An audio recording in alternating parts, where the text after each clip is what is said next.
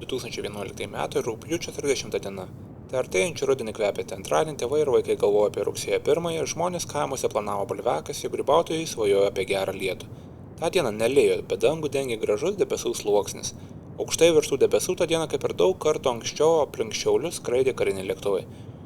Prancūzų viršgarsiniai naikintuvai Mirage 2000C tą dieną treniravosi su Lietuvos atakos lėktuvu L-39ZA Albatros. Ta treniruotė nutrūko neplanuotai anksti.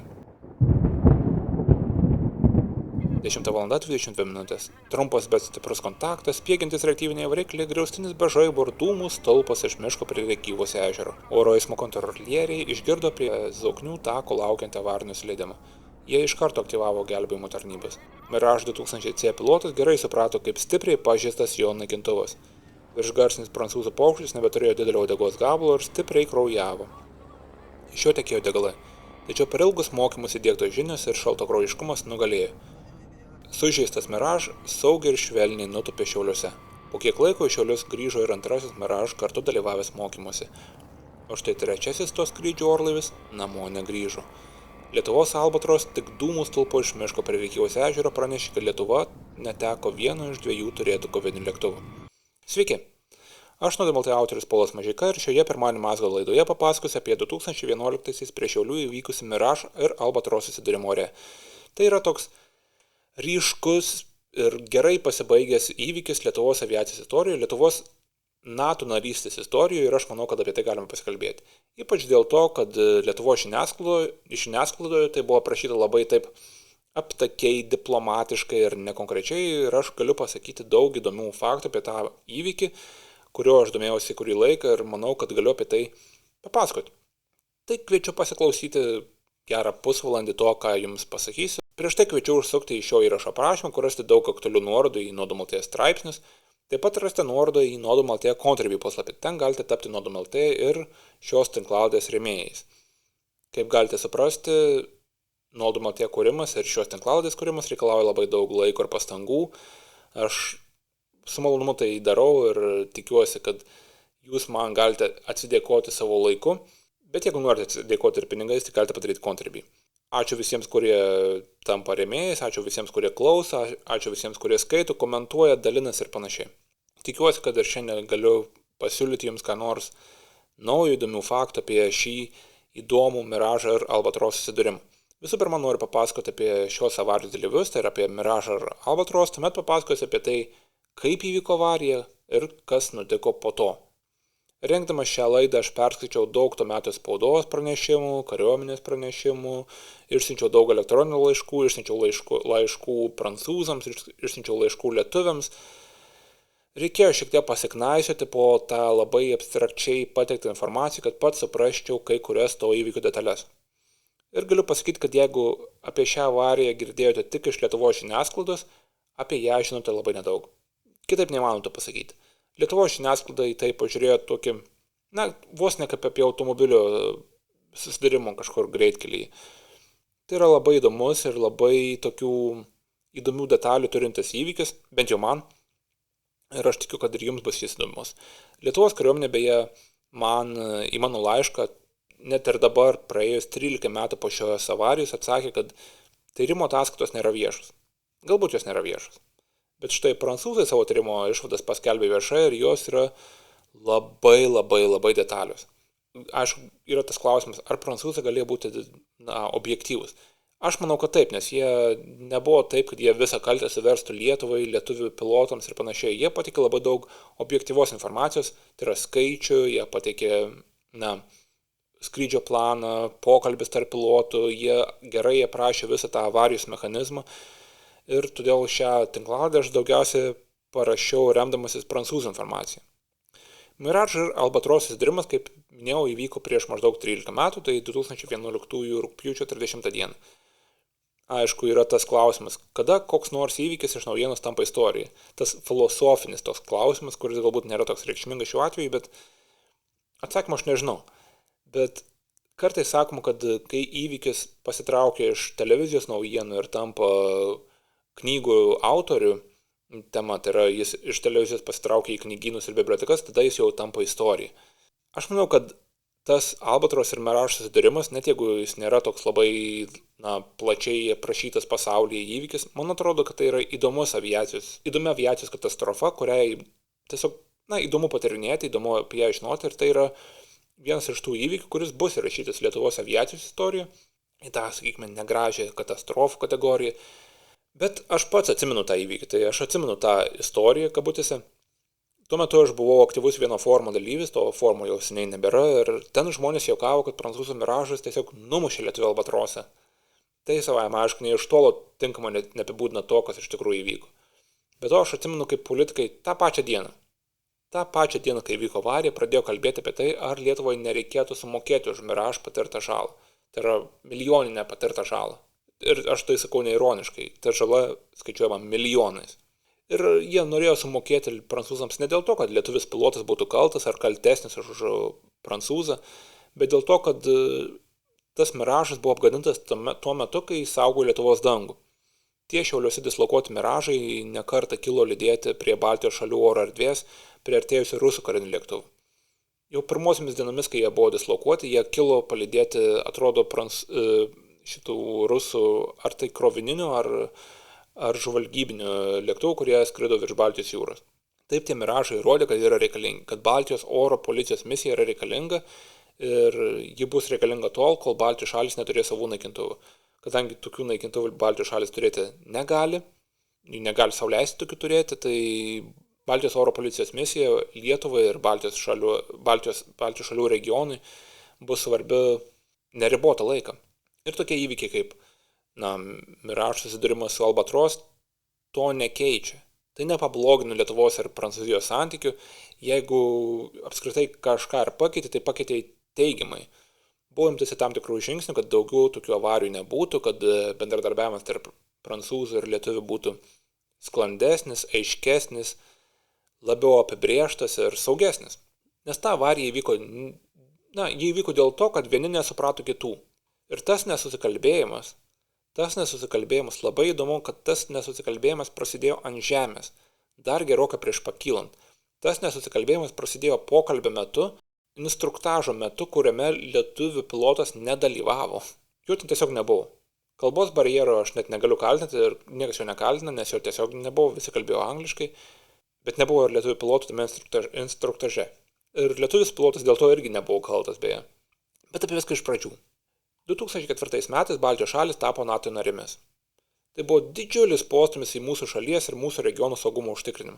Net jeigu kas nors abejojo to įvykio nauda, aš manau, kad dabar jau niekas nebejoja, kad buvimas NATO narė yra absoliučiai saugus ir absoliučiai būtinas Baltijos šalių, Baltijos jūros regionų saugumui.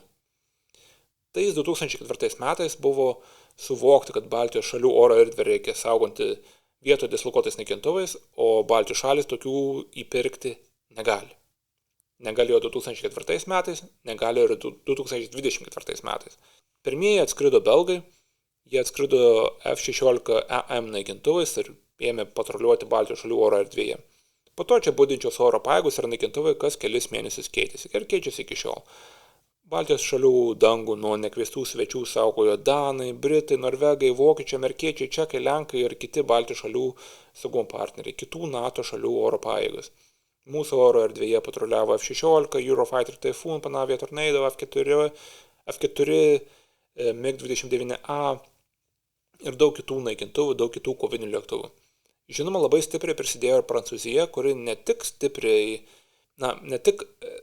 turi stiprias oro pajėgas, bet ir pati vysto savo karo aviacijos technologijas. Prancūzija neperka amerikietišką naikintuvą. Prancūzija gamina savo naikintuvus ir tai jai suteikia lankstumą ir kartu padeda vystyti technologijas. Prancūzija apskritai yra labai rimtas visos Europos gynybos ramstis, galbūt neapdainuotas Europos gynybos ramstis. Ji yra labai aktyvi NATO narė, turinti stiprią gynybos pramonę. Prancūzija beje yra branduolinio ginklo valstybė, to negalima pamiršti. Beje, Prancūzija yra viena iš 2 šalių, kurios turi atominį lėktuvnešį. Kita šalis yra JAV, kuri turi visą atominio lėktuvnešių flotilę, o Prancūzija turi vieną ir jį planuoja pakeisti naujų atominių lėktuvnešių. Tai yra Prancūzijai šie pajėgumai, tas plaukiojanti karo aviacijos bazė, yra svarbi ir ji norėtų turėti jį dar, nežinau, pusę amžiaus. Prancūzija gamina savo raketas, savo tankus, savo šarvuočius ir naikintuvus, tokius kaip Mirage. Pirmą kartą prancūzų Mirage 2000C Zokniuose buvo dislokuoti 2007 pavasarį. 2011 balandį Mirage Šiauliuose apsistojo jau trečiąjį kartą. Kaip įprasta, tik keliems mėnesiams jie atskrido balandį, o jau rugsėjo 2 dieną prancūzų naikintuvus Zoknių aerodrome turėjo pakeisti Danų F-16M grupė. Ir pakeitė, bet tai įvyko tos šiurpios avarijos fone. NATO naikintuvai Lietuvoje ne tik atlieka oro policijos misiją, ne tik pasitinka neaiškiai priartėjusius rusus, bet jie bendradarbiauja su Lietuvos kariuomenė, bendradarbiauja su Latvijos ir Estijos pajėgomis, jie dalyvauja bendrose pratybose, jie taip pat palaiko santykius su visuomenė. Tikriausiai esate matę NATO naikintuvus įvairių švenčių metu, praskrendančius virš Vilniaus valstybinių švenčių minėjimus ir panašiai. Jie praskrido visai neseniai Kauno aviacijos šventėje. Turint omenyje, kad jau rugsėjo 2 dieną tos Miražus turėjo pakeisti Danų naikintuvai, galima numanyti, kad tą rugpjūčio 30-ąją vykdyti skrydžiai buvo vieni iš paskutiniųjų. Ir, aš nežinau, ar tai buvo, ar jie buvo suplanuoti kažkaip skubotai, nes prancūzams reikėjo pasižymėti porą varnelių savo planuose, ar ne. Oro sąlygos ten buvo palankios. Tai kodėlgi ne, prancūzai buvo vietoje, lietuviai buvo vietoje, tai kodėlgi nesuorganizavo dar kelių mokomųjų skrydžių, nepagerino savo įgūdžių. Kas yra Mirage? Mirage vardas Prancūzijos naikintuvų istorijoje yra minimas daug kartų, bet šiuo atveju aš kalbu apie Dassault Mirage 2000C. Tai yra universalus viršgarsinis vienmotoris vienvietis naikintuvas su delta sparnais. Čia daug žodžių, daug terminų, bet tuo viską paaiškins. Universalus dėl to, kad jis gali skristi bet kokį orų, gali pasitikti galimai priešiškus orlaivius, tai yra rusus. Jis gali atakuoti taikinius ore, ant žemės ir ant vandens. Jis gali būti ginkluotas įvairiomis bombomis, įvairiomis raketomis. Tiesiog Miražas yra universali skraidanti ginkluota platforma danguje. Tai yra 4 kartos viršgarsinis naikintuvas, pagal tą skirstimą į kartas esantis toje pačioje kategorijoje kaip ir Saab Gripen ir F-16. Delta sparnai, beje, aš juos paminėjau, yra labai populiarus Europos naikintuvų konstrukcijoje. Paprastai tariant, tai reiškia, kad šio lėktuvo siluetas, šio lėktuvo šešėlis primena didelį trikampį. Miražas net neturi horizontalių uodegos stabilizatorių, jis turi tik tą vieną vertikalų uodegos, tą vertikalų uodegos peleką, sakykime, tai yra ne techninis terminas, bet tą vertikalią uodegos dalį. Ji tapo tos 2011 avarijos epicentru. Jis sugėrė didžiąją to smūgio dalį. Mirage 2000C tarnauja nuo 1984 metų, bet tikrai nėra pasenęs lėktuvas. Galiu pasakyti, kad F-16 pradėjo tarnybą anksčiau, aišku, jis buvo daug kartų atnaujintas, bet yra Mirage 2000C nėra pasenęs. Karinė technika taip nesensta, lėktuvai taip nesensta. Aišku, yra ir naujesnių, gerokai modernesnių šio lėktuvo versijų, bet Mirage 2000C yra galinga jėga ore ir toks būtų ir dabar, nepaisant to, kad jis pradėjo tarnybą 1984 metais. Į avariją patekęs Mirage 2000C buvo techniškai tvarkingas, netoks jau senas, ir jį pilotavo patyręs 38 metų pilotas. Kitas avarijos dalyvis – Lietuvos oro pajėgų Aero L-39ZA Albatros. Tai yra daug kuklesnis, daug lėtesnis, mažesnis orlaivis. Jis beje yra dvivietis. Miražas yra vienvietis, Albatrosas yra dvivietis. L-39 yra čekoslovakiškas per brūkšnelį čekiškas vienmotoris reaktyvinis lėktuvas. Dauguma šio tipo lėktuvų yra skirti mokymams. Tai yra jauni pilotai, jais mokosi valdyti lengvus reaktyvinius lėktuvus, kad vėliau galėtų pereiti į kitą lygį. Tai yra, pavyzdžiui, pilotuoti naikintuvus. Sovietai anksčiau turėjo gana daug L-39C lėktuvų, kad jais apmoktų jaunus pilotus, kad jie vėliau galėtų tapti naikintuvų pilotais. Bet yra ir ginkluotų L-39 versijų. Jos yra skirtos vėlgi apmokyti pilotus valdyti skirtingas ginkluotės sistemas, bet jie gali būti naudojami ir kovinėms misijoms.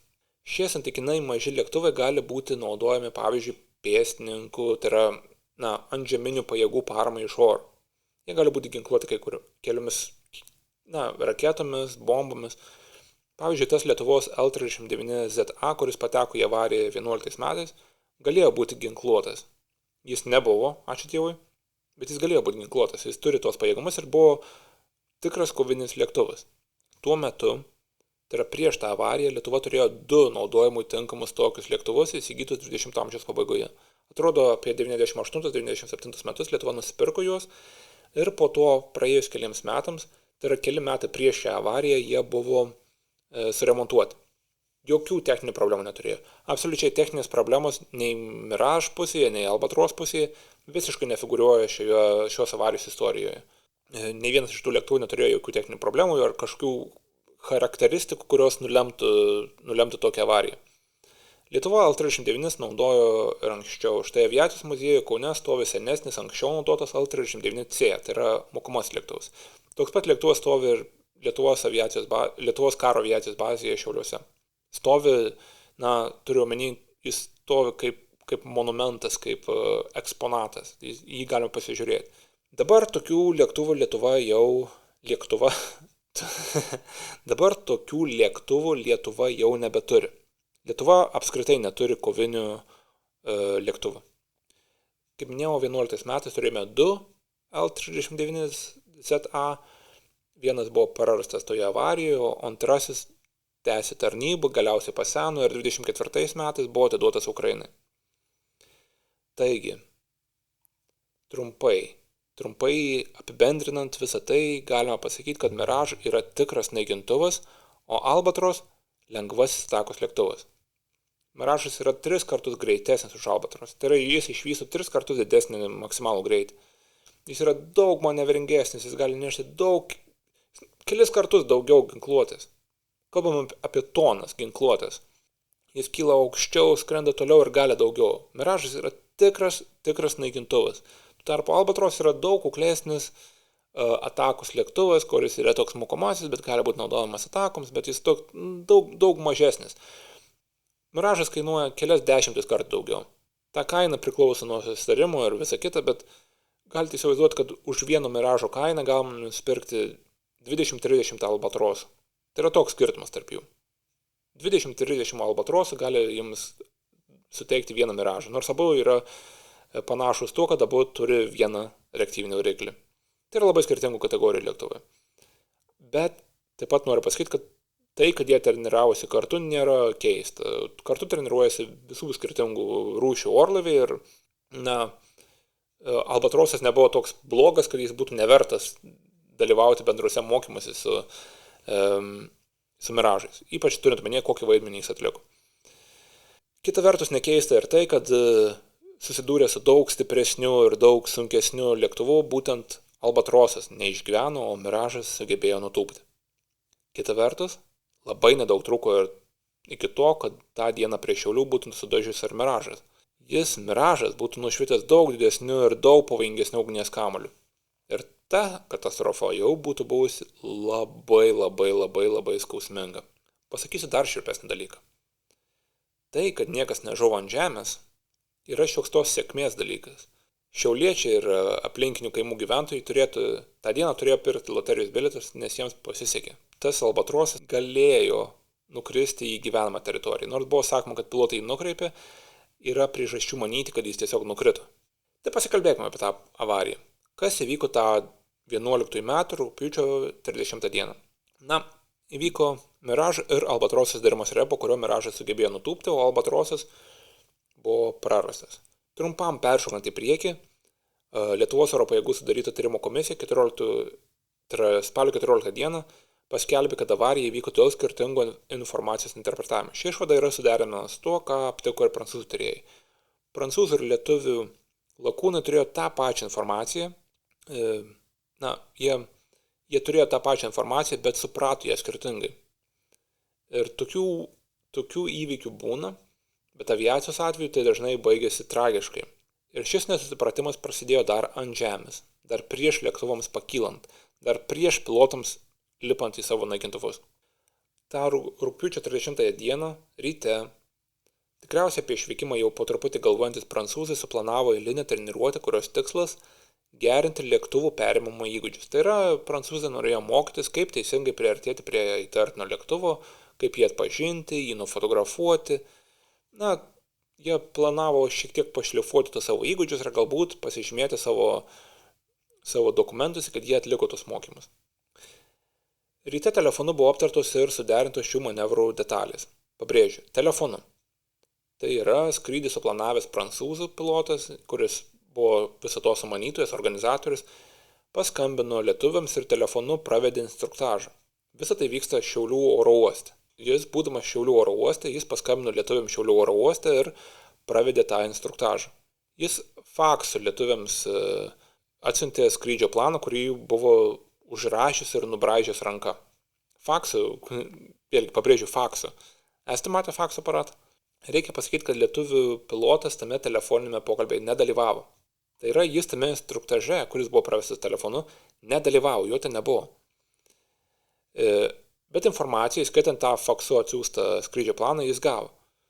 Po to buvo informuotos atsakingos institucijos, buvo sužinota detali tos dienos orų prognozė, atlikti tie pagrindiniai formalumai, kuriuos prancūzai ir lietuviai buvo atlikę daug kartų anksčiau. Nieko keista apie tuos mokymus nebuvo. Galbūt keista tai, kad buvo tas instruktažas pravestas telefonu ir lietuvių piloto tai nebuvo. Tai yra, informacija buvo suteikta Lietuvos karinių oro pajėgų dalinio vadui, kuris pažadėjo informaciją perduoti lietuvių pilotui. Ir prancūzas tai žinojo, prancūzui tai tiko, nes tai buvo įprasta.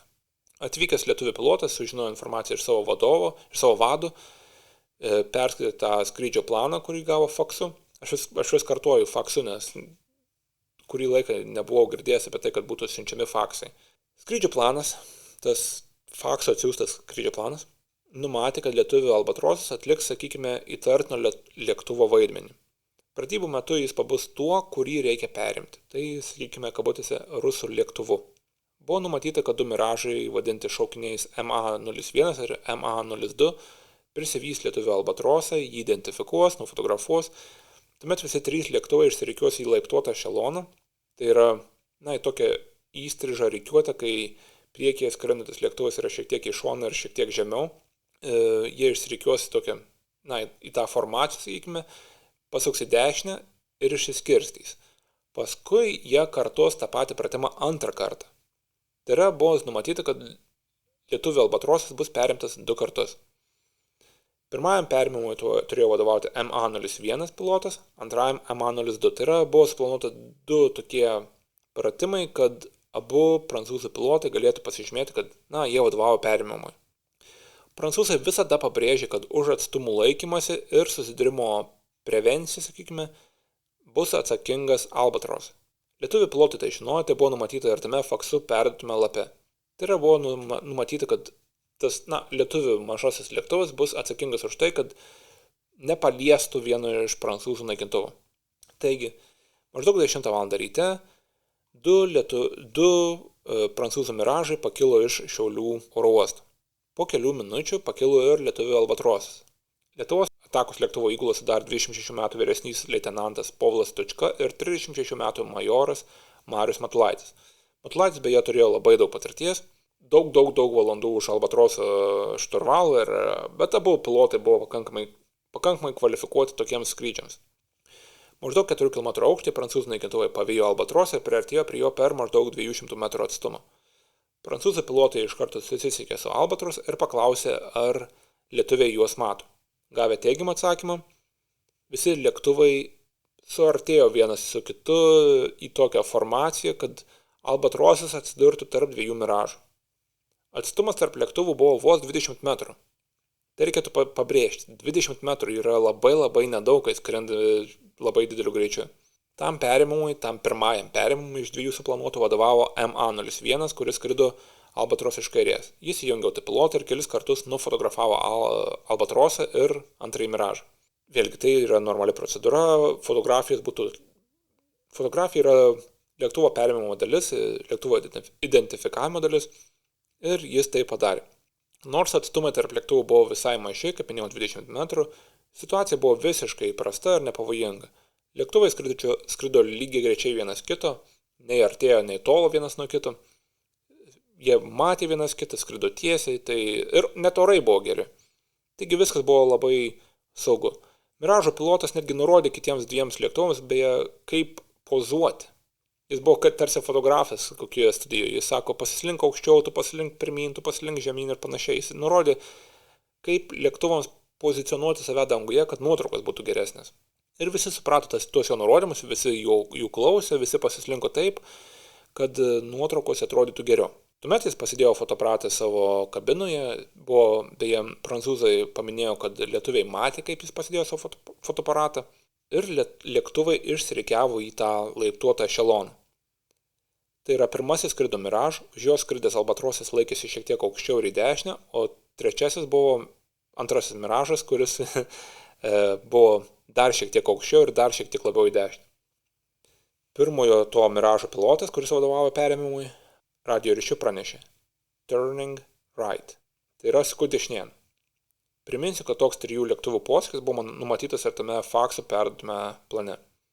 Prancūzas pradėjo švelniai sukti savo lėktuvą ir maždaug 5 laipsnių kampu pavertė jį ant dešiniojo sparno. Albatroso pilotas, lietuvis, atsakė, patvirtinu EMA-01, gerai. Tai yra jis patvirtino, kad gauta informacija apie posūkį į dešinę. Tačiau didžiam prancūzų nustebimui Albatrosas niekur nesuko. EMA-01 pilotas tikėjosi, kad Albatrosas tarsi kopijuos tą Miražo manevrą ir visi gražiai pasuks į dešinę, tačiau Albatrosas tiesiog išlaikė tą pačią poziciją, jis toliau skrido tiesiai ir niekur neketino sukti. Lietuvių piloto žinutė, regis patvirtino, kad jie suks, kad jie supranta žinutę, sakė patvirtinu EMA-01, gerai, tačiau Albatrosas nesuko.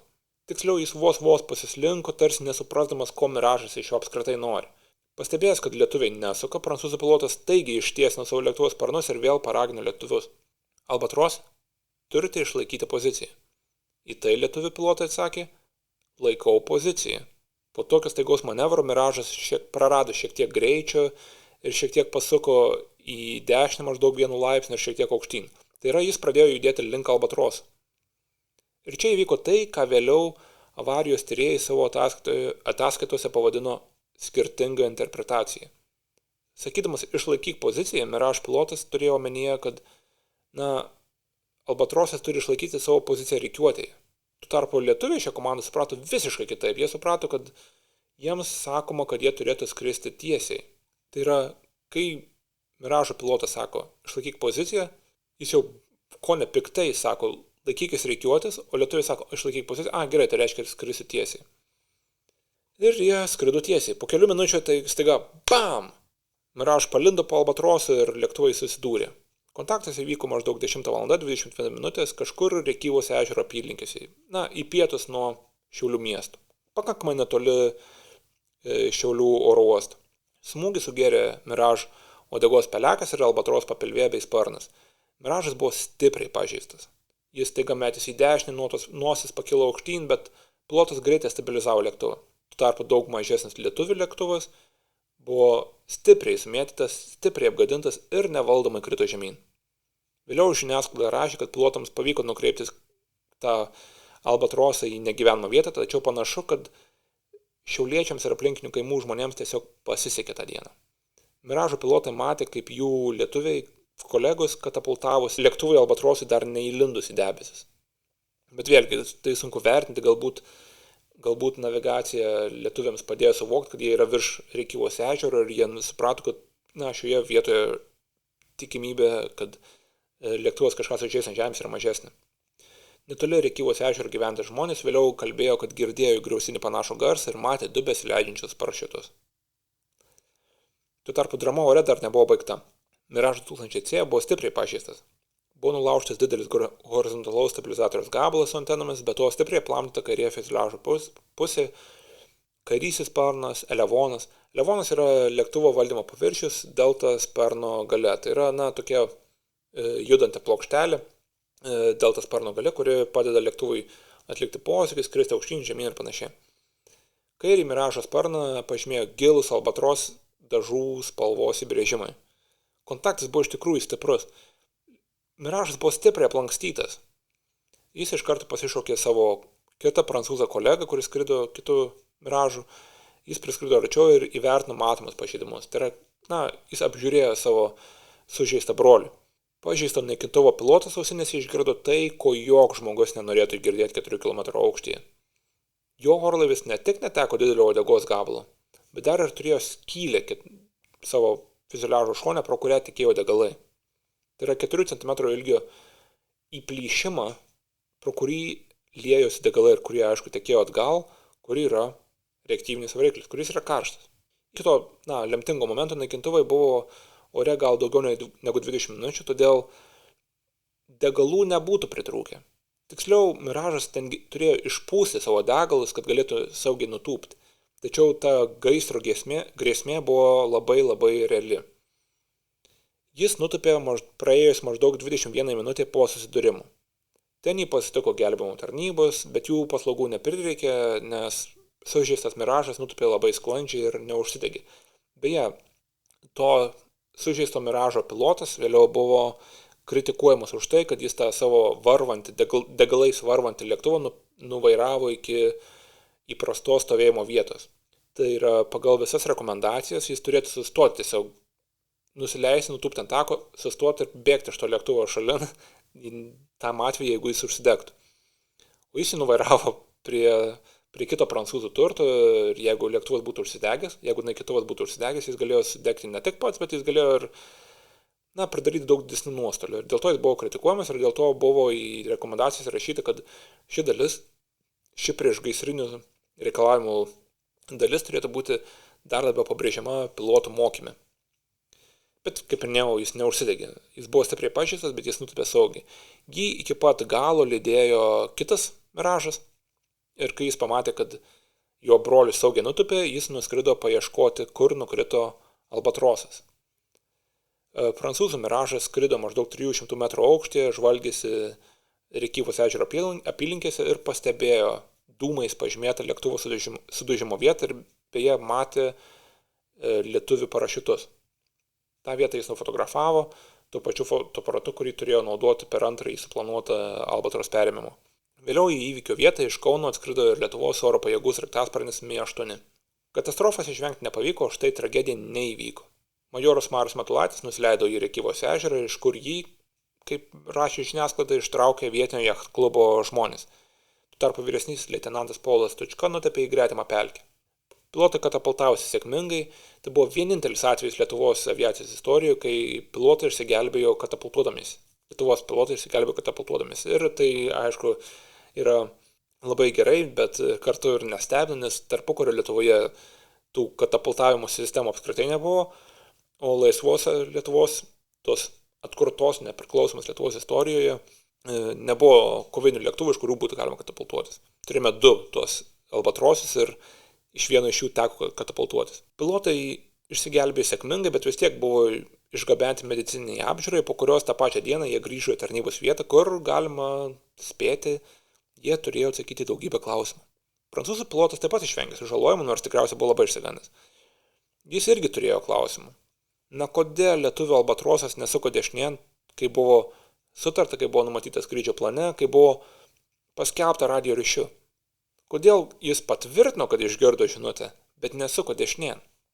Juk tame plane, tame faksu perduotame plane netgi buvo piešinys, kur buvo pavaizduota, kaip visi 3 lėktuvai, pirmas Mirage, Albatros ir antras Mirage, visi gražiai suko dešinėn. Tai kodėl lietuviai nesuko? Netrukus į avarijos, norėjau sakyti į avarijos vietą, bet į Šiaulius atskrido prancūzų ekspertai, Lietuva taip pat sudarė savo tyrimo komisiją, lietuvių specialistai beje iš to pelkėto miško prie Rėkyvos ežero ištraukė Albatroso nuolaužas. Tai padaryti buvo gana sunku, nes vieta yra pelkėta, apaugusi medžiais, o Albatrosas tiesiog susmigo į tą pelkėtą gruntą ir sudegė. Jie susirinko tą savo nuolaužas. Greitai paaiškėjo, kad Albatrosų juodosios dėžės duomenys neišliko, o jų nelabai reikėjo. Jie būtų praverti tyrimo metu, bet tiesiog jų nereikėjo dėl to, kad Miražai išsaugojo savo įrašus ir patys pilotai taip pat jie buvo pasiryžę papasakoti savo istoriją ir kas iš jų perspektyvos iš tikrųjų tą dieną įvyko. Tų duomenų tyrimui tikrai pakako ir prancūzų ir lietuvių tyrėjai taip pat dalijosi duomenimis, dalijosi skrydžių duomenimis, dalijosi pokalbiais ir, kaip minėjau, prancūzai savo ataskaitas paskelbė viešai. Tai kas įvyko? Viskas ėjosi sklandžiai iki pat to momento, kai vadovaujantis pilotas nurodė sukti dešinėn. Lietuvių pilotai patvirtino, kad išgirdo komandą sukti dešinėn, bet vis tiek nepasuko. Ir tai, tas momentas buvo katastrofos pradžia. Kodėl lietuviai nesuko? O jie nesuko todėl, kad jie nemanė, kad tai yra komanda. Kai prancūzų pilotas pasakė turning right, jie nesuprato to kaip komandas, jie tai suprato kaip informaciją, kad miražai suka dešinėn. Ir tai yra galbūt keista, bet reikėtų pereiti prie to skrydžio plano, kuris buvo atsiųstas faksu. Ar minėjau, kad jis buvo atsiųstas faksu? Tame faksu atsiųstame plane buvo nurodyta, kad tas perėmimo pratimas bus atliekamas dviem žingsniais, dviem etapais. Pirmasis etapas. 2 miraž priartėja prie Albatros, visi patvirtina, kad mato vieni kitus, padaromas nuotraukos ir įvyksta tas kabutėse lėktuvo perėmimas. Antrasis etapas. Visi 3 lėktuvai padaro tą posūkį į dešinę. Puiku, ar ne? Ir tie 2 etapai, tie 2 pratimo žingsniai taip ir buvo sunumeruoti, 1 ir 2. Ten taip pat buvo nurodyta, kad perėmimas bus vykdomas 2 kartus. Tai yra, kiekvienam miraž pilotui pasitreniruoti. Lietuvis pilotas, kuris nedalyvavo tame telefoninėme instruktaže, pamatė tą faksu atsiųstą planą ir suprato, kad pirmasis tas etapas nurodo pirmąjį perėmimą, o antrasis etapas nurodo antrąjį perėmimą. Tai yra, jis nesuprato, kad tai yra 2 to paties pratimo dalys. Jis suprato, kad tai yra 2 atskiri pratimai. Taigi, kai vadovaujantis prancūzų pilotas nurodė, kad suka dešinėn, Albatros pilotas pamanė, kad pirmasis pratimas baigėsi, miražai skrenda šalin, palieka Albatros ramybėje ir jie, apsisuks, grįž ir perims Albatrosą antrą kartą. Būtent taip lietuviai suprato tą informaciją ir būtent dėl to tyrimo ataskaitose buvo pažymėta, kad lietuvių pilotai ir prancūzų pilotai skirtingai interpretavo tą pačią informaciją. Nes jie buvo sunumeruota, bus 2 perėmimai, 1 ir 2 etapai. Ir lietuvių pilotai netaip suprato, nes tiesiog jie nebuvo tame instruktaže, kur būtų galėję klausti klausimą ir būtų išgirdę iš prancūzo lūpų, kaip kas turės vykti. Kai miraž pradėjo sukti, švelniai pasuko ir Albatrosas iš tikrųjų. Jis pabandė išlaikyti atstumą tarp jų ir jis šiek tiek pasuko. Jis nekopijavo to paties manevro, kaip iš jo buvo tikimasi, bet jis švelniai tarsi pakrypo į dešinę. Ir tuomet miražo pilotas nurodė išlaikyti poziciją. Miražo pilotas tai suprato kaip nurodymą Albatrosui išlaikyti poziciją rikiuotėje. Tai yra, aš suku ir tu suk.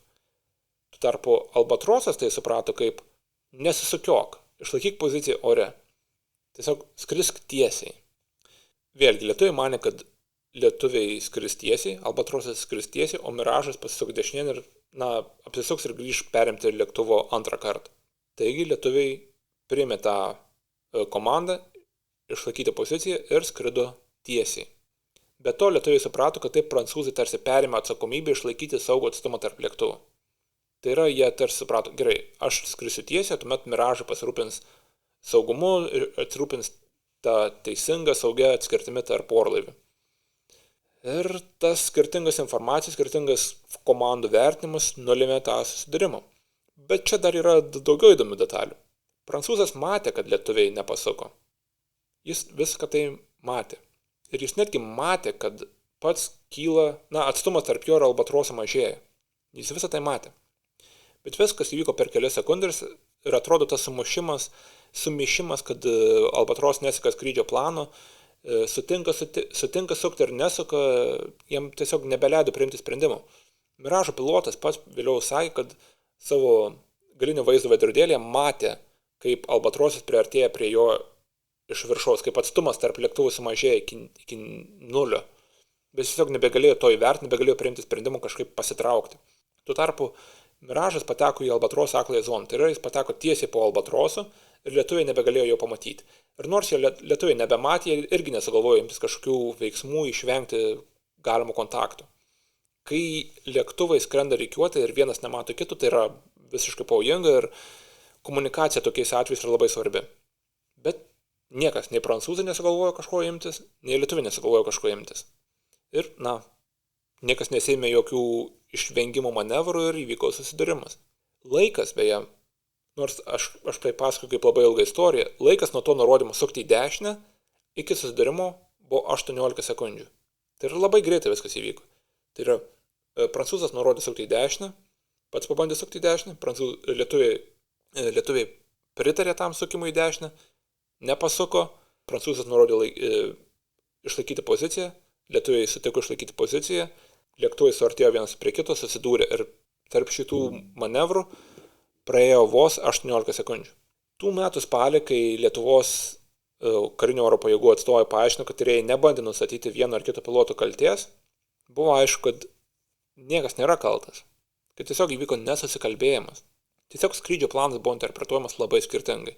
Kaltinti lietuvį pilotą, kad jis nesuprato prancūzo sudaryto skrydžio plano, būtų labai neproduktyvu. Na, kokio velnio tas skrydžio planas buvo perduotas telefonu per kažkokį trečią žmogų?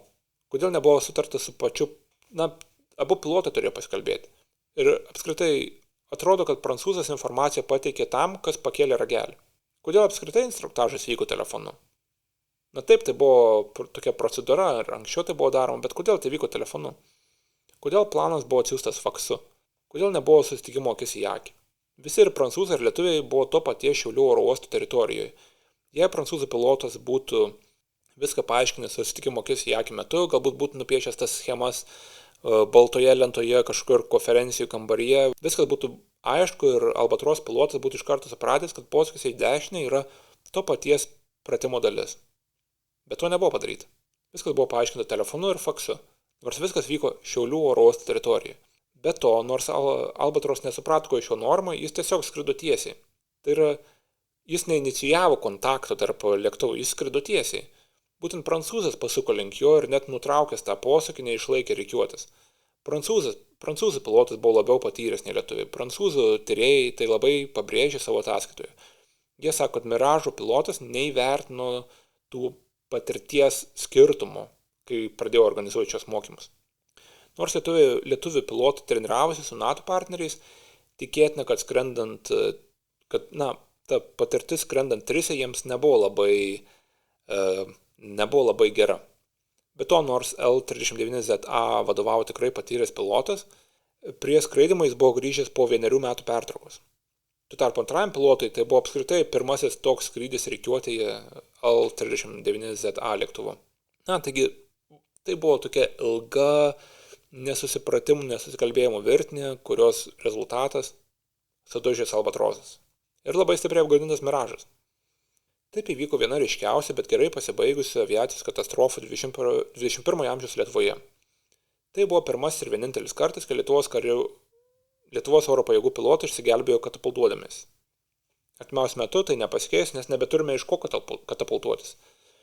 Lietuva tą dieną neteko vieno iš 2 turėtų L-39ZA. Lietuvos karinės oro pajėgos iš karto kalbėjo, kad reikia ne tik atkurti prarastus pajėgumus, bet reikia juos ir padidinti.